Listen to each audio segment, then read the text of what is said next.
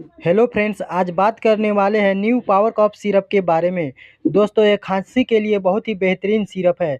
दोस्तों, जैसे कि बलगम वाली खांसी हो, सूखी खांसी हो, सर्दी वाले खांसी हो, जुकाम हो गया हो, तो इस सिरप को यूज कर सकते हैं। इस सिरप का यूज 10 ml सुबह शाम बड़े आदमी के लिए कर सकते हैं। बच्चों के लिए 5 ml या 2 ml सुबह शाम पिलाकर उसका खांसी और एलर्जी को ठीक कर सकते हैं। तो कैसी लगी जानकारी कमेंट करके बताएं। दोस्तों, ये सिरप मेडिको लैब कंपनी द्वारा बनाया जाता है।